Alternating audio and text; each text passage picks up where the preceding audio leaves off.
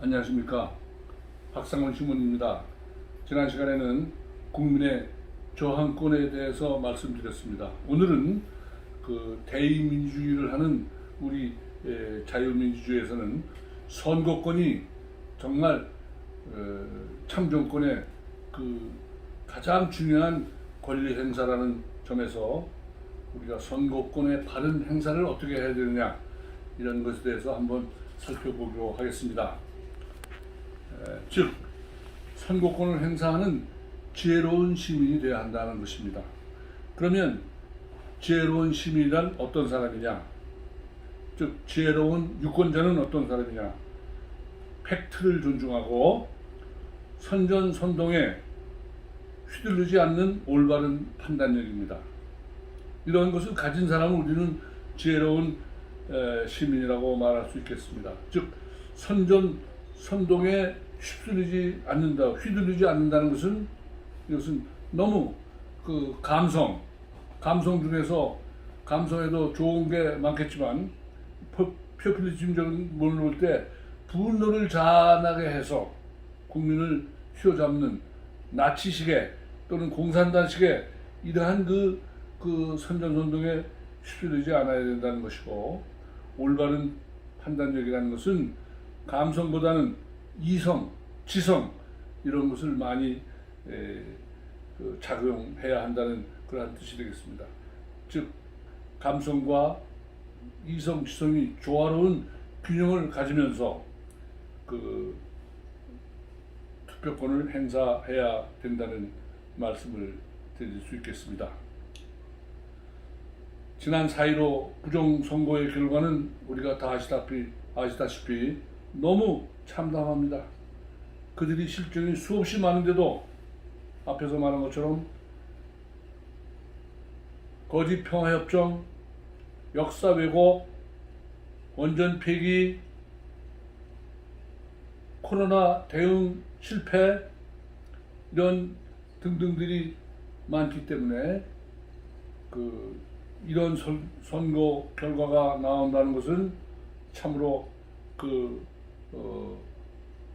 우파, 생각 있는 우파의 생각에서는 이런 표 결과가 나온 것에 대해서 너무나도 놀라운 사실로 받아들여집니다. 한 예를 들면, 우리가 그 바른 판단력을 못한 것에 한 예를 들면 코로나 대응을 예를 들어봅시다. 아주 지난 시간에 말씀드린 것처럼 초기 대응을 정부에서 중국인들을 마구잡이로 입국시킨 것을 잘못된 것이, 그것이 초동이었는데 그 이후 우리나라의 우수한 의료 시스템이 잘 관리했다고 국민 여론이 이 정부가 잘한 것처럼 말하고 있지만 한번 따져봅시다. 그 의료 시스템이 잘 된 것은 전 정권, 다시 말해서 박근혜 정권 때 메르스로 얼마나 많은 희생을 치렀습니까? 그래서 거기에서 교훈을 얻어서 많은 메르스에 대항하는 감염 질병에 대해서 병실이라든지 이런 것을 확충하고 노력한 결과에 이번 경우에 잘 작동되고 쓰여진 것입니다. 그런데 마치 지금 정부가 잘한 것처럼 이렇게 잘못 알고 있는 것은 참으로 안타까운 일입니다. 그래서 우리는 아까도 말한 것처럼 지혜로운 시민은 선전선동에 휩쓸리지 않는 겁니다. 우리 많은 사람들, 외국의 사람들도 한국 사람들은 왜 이렇게 선전선동에 이렇게 약하냐, 이렇게 평론하는 외국인도 많고, 우리 우파의 입장에서 볼 때는 정말 말도 안 되는 그런 행위에 너무 휩쓸리는 이러한 사태가 안타까울 따름입니다. 아까 촛불 집회가 선전선동의 대표적인 예로 했다고 하는 말씀을 드렸습니다. 그래서 더 자세한 말씀은 안 하고, 다음에 이번에 말씀드릴 것은 부동산 파동이 일어난 것을 한번 봅시다. 이것은 바로 포퓰리즘의 아주 대표적인 사례로 드러났습니다. 즉 부동산 파동의 그 문제를 보면 집 가진 사람과 집 없는 사람이 다 폭발적인 거부의 의사를 표출됐습니다. 다시 말해서 이 포퓰리즘의 대표적인 사례라고 말씀드릴 수 있는 것은 이 좌파 정부, 이 좌파들은 국가의 장기적인 발전 전략이나 우리 국민들을 행복하게 하려고 하는 그러한 행복 추구권 이런 거에는 전혀 관심이 없습니다. 다시 말해서 내 집을 갖고 싶은 그러한 강한 욕구는 바로 행복 추구권을 충족시키는 것일 것입니다. 그런데 이런 것에는 전혀 관심이 없습니다. 왜냐? 집 없는 사람이 많아야 자기들 표가 많다는 그 김수현 씨의 그 책에서도 그렇게 언급했답니다. 그러니까 주택 공급을 확대하려고 하는 거에 전혀 관심이 없었습니다. 왜? 그들이 집 가진 사람으로 전환되면 보수가 많아지고 자기들은 불리하다. 이러한 그 생각 때문에 주택 확충을 하는 그러한 계획이 세울 리가 없습니다. 그래서 무주택자는 자기들 편이라는 생각을 해서 엉뚱하게 사회주의적 토지 공개념, 이것은 실제로 적용되면 엄청난 반발이 예상되는 거지만 자기들이 발표하는 모든 게 통한다는 생각으로 말도 안 되는 사회주의적 개념을 도입하려고 한다거나 이렇습니다. 그래서 저는 좌파를 진보라고 말하는 것이 대단히 부적절하다 이렇게 생각하고 있습니다. 원래의 보수나 진보 이런 이미지는 서양적인 의미에서는 보수는 자유민주주의를 지키려고 하는 사람들, 진보는 사회주의적 생각을 발전시키려고 하는 사람들, 이렇게 분명하게 되어 있지만 우리 국민들 머릿속에는 그러한 개념 정리가 아니라 진보는 발전에 대해서 거부감을 갖고 옛것만을 그냥 답습하려고 하고, 그래서 흔히 비하하는 말로 보수 꼴통이다 이렇게 말합니다. 또 그리고 진보 하면 우리 머릿속에 새겨진 이미지는 뭔가 새로운 비전을 가지고 있고 발전지향적이고 이렇게 잘못 인식되어 있습니다. 또 뭔가 산뜻한 것 같고 이러한 이미지가 진보는 훌륭하다 이렇게 알게 모르게 인식되어 있지만 앞에서 말한 것처럼 발전지향적인 국가의 미래나 개인의 행복을 위해서 생각하는 게 아니고 자기들의 표를 관리하는 그러한 곳으로 말도 안 되는 좌익 사회주의 이념을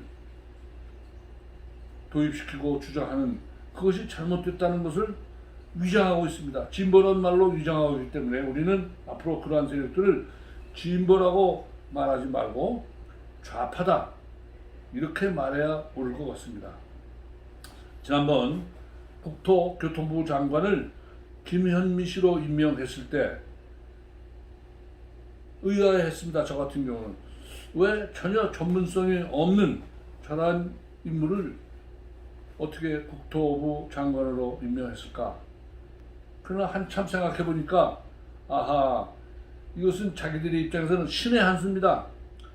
마치 전문적인 기능이 있는 그러한 전문성이 있는 인물을 만약에 국토교통부 장관으로 임명하면 청와대에서 조정하는 것에 오히려 걸림돌 역할을 할 수 있다고 생각했기 때문에 아바타로서 청와대는 김현미를 청와대 아바타로서 아무 전문성이 없는 사람을 써야 자기들이 조정하는 대로 잘 움직인다. 이런 판단하에 임명을 한 것입니다.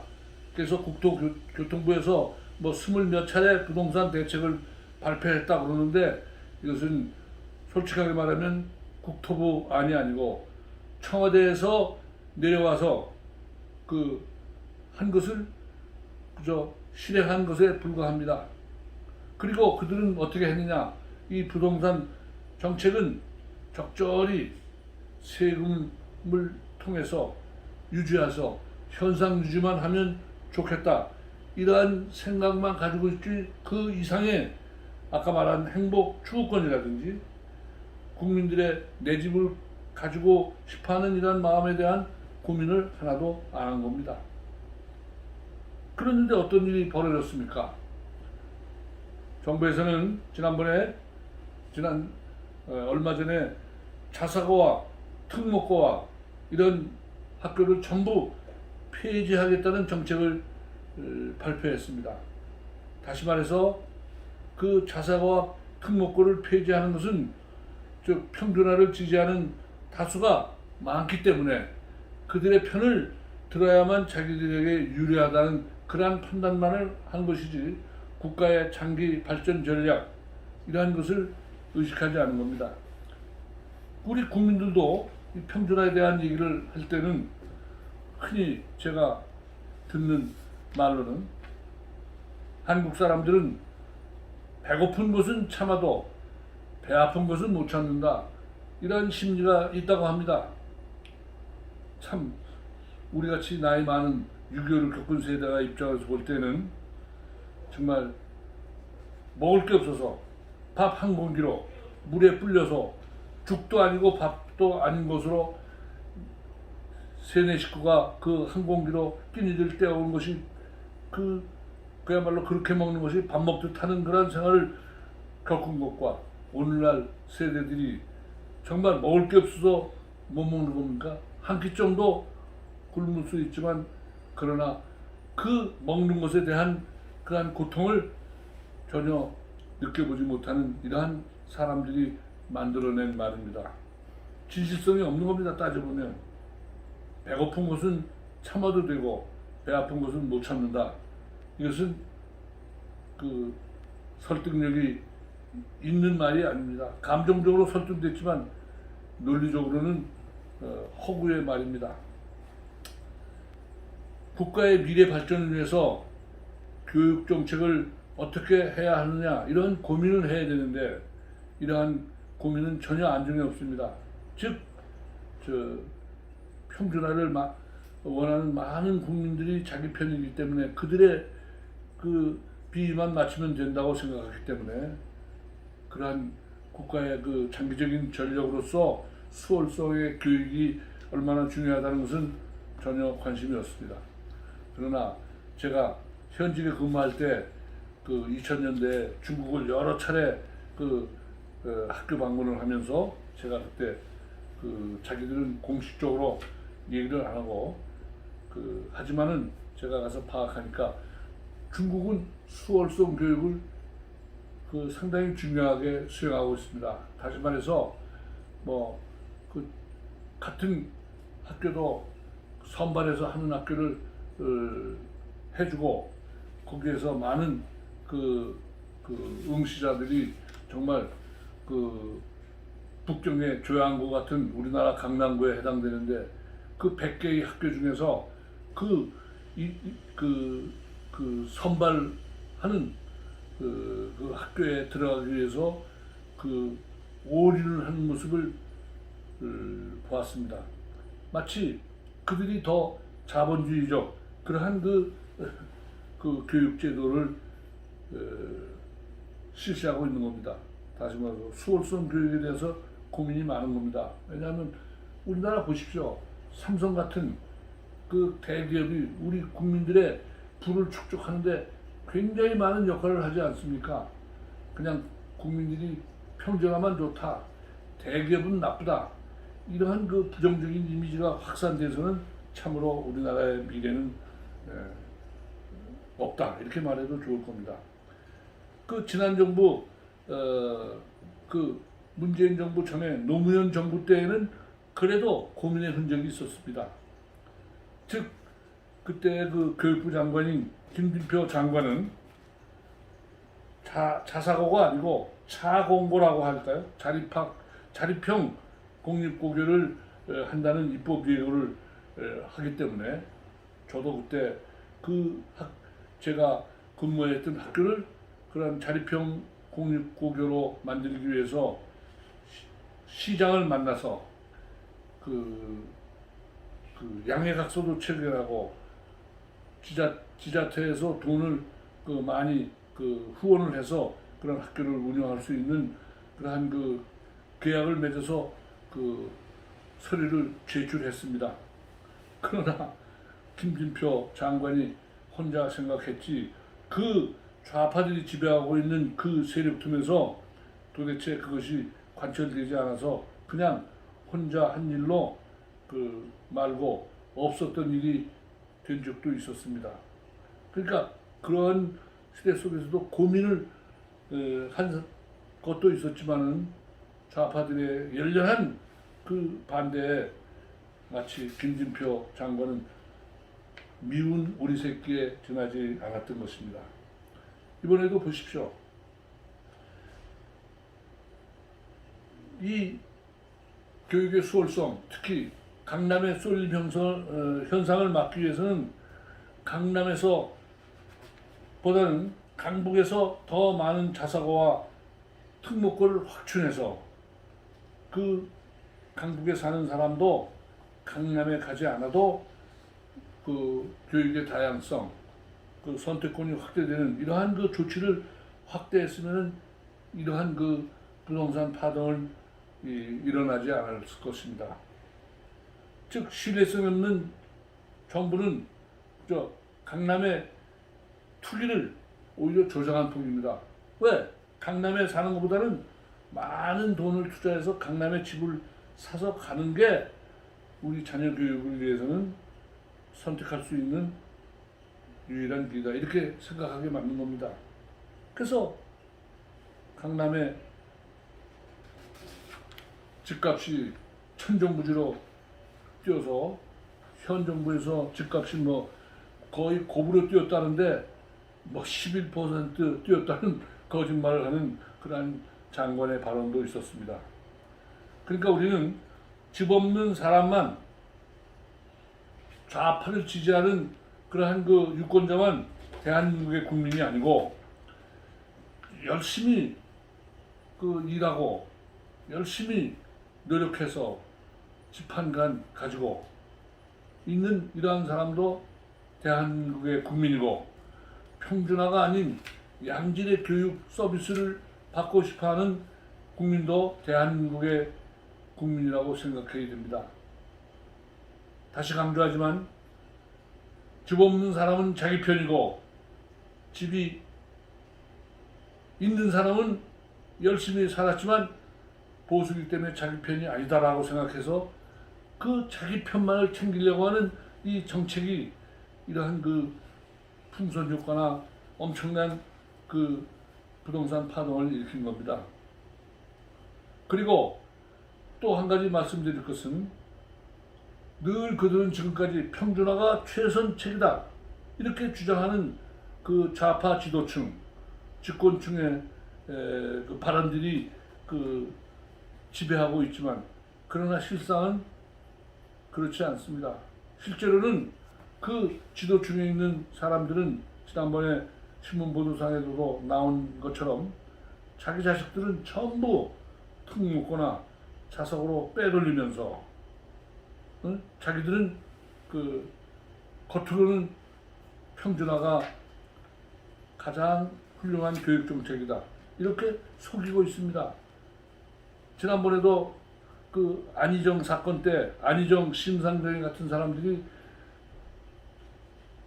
분당에 한 달에 100만 원 이상 드는 교육비가 드는 그러한 특수학교에 다닌 사실이 드러났고 또 그때 광론이라고 하는 서울시 교육감에 나왔던 사람도 자기 아들은 별로 그렇게 경쟁이 심한 학교도 아니지만 그러나 평준화를 피하려고 해서 저 시골에 있는 특목고에 보낸 것이 사실로 드러났습니다. 그들은 겉과 속이 다릅니다. 국민들에게는 평준하게 좋다고 속이지만 자기들은 거기에서 빠져나온 겁니다. 예를 들면 시카고에 도살장이 많은데 시카고의 도살장에는 파이로트 소가 있다고 합니다. 그건 파이로트 소는 뭐냐? 소도 도살장 앞으로 가면 죽음을 예감하듯 그냥 슬픈 울음을 울고 도살장 안으로 들어가지 않으려고 한답니다. 그 시카고의 도살장은 소가 그 도살장 벨트에만 얹히면 3, 4분 안에 완전히 고속 처리가 돼서 그 살아있는 소가 완전히 해체돼서 상품 가치로 되어 있는 것으로 탁탁탁탁 다 작업이 끝난다는 겁니다. 3, 4분 만에. 얼마나 그 자동화된 시스템이겠습니까? 그런데 문제는 소들을 그 벨트에 올려가는 게 힘든답니다. 소가 잘 안 올라가는, 살아있는 소가 올려를 보내려고 하는데 잘 안 올라가기 때문에, 그래서 파이로트 소를 훈련시켜서 맨 앞장서에서 그들이 우는 게 아니죠. 아주 기분 좋은 웃음소리라고 봐야겠죠. 우리는 울음인지 웃음인지 모르지만 기분 좋게 그 소리를 지르면 다른 소들도 거기에 혹해서 여기 위험하지 않은 것보다 직감을 해서 그 소를 쫓아가게 만든다는 겁니다. 파이로트 소가 앞장선 것을 뒤간다는 겁니다. 그러면은 그 벨트 앞에 그 연문을 만들어서 파이로트 소에게는 연문을 싹 빼돌리고 그들이 나오면 샀다가 다치고 그 아무것도 모르는 소들은 그냥 돌진해서 그 벨트에 가서 올라간답니다. 그러니까 그 파이로트 소에 완전히 속는 것이죠. 바로 이런 것이 바로 우리나라의 표퓰리즘을 하는 그러한 사람들의 주장이 아니냐. 자기들도 그런 좌파적 생활을 몸소 체험했다면 또 이해할 수 있지만 자기들은 전혀 그런 생각이 없으면서 국민들을 속이는 것이 바로 파이로트 소와 같다는 것입니다. 그래서 우리는 이것에 대해서 잘 파악을 할 수 있는 그러한 통찰력, 판단력, 이것을 갖춰야 합니다. 요즘 좌파들은 자기들이 80년대 그 이전 선배도 있지만 지금 386 내지는 586이라 하는 세대들이 80년대에 감옥을 불사하고 아주 민주화를 위해서 투쟁했다고 그것을 자랑삼아 말하면서 자기들의 도덕적 우월성을 내세웁니다. 자기는 젊은 시절에 참으로 훌륭한 생각을 했다는 그러한 것에 길을 들어줬다는 것에 대해서 자랑을 합니다. 우리가 상식적으로 생각하면 되게 도덕적 우월성이 강한 사람은 이재는 받지 못하고 어쩔 수 있건 없건 청빈한 삶을 살아간다는 것이 바로 도덕적 우월성과 등식을 갖고 있다고 생각하게 되겠습니다. 그런데 어떻게 된 일인지 반미를 외치면서 수십 년 살아온 그들이 무슨 돈이 있었는지 그 많은 학비를 들어가는 미국, 즉 반미를 외치는 그 미국에 다시 말해서 사회주의를 지향하면 소련이나 러시아나 중국의 유학을 보낼 것인지 왜 그들이 그렇게 반미를 외치는 미국 땅에 이렇게 유학을 많은 엄청난 학비가 들어가는 미국으로 보내는지 우리가 생각해보면 참으로 어처구니 없습니다. 언행불일치의 극치입니다. 그래서 이런 것을 잘 알고 우리 국민들은 이러한 선전선동에 속지 않는 국민이 되어야만 자유민주주의를 제대로 지킬 수 있고 우리나라가 발전 지향적이고 지금 세계의 선진국인데 지금 더 발전해서 우리 모든 국민들이 높은 민주주의 생활을 향유할 수 있는 그런 선택을 해야 할 걸로 생각합니다. 오늘은 여기서 마치겠습니다. 감사합니다.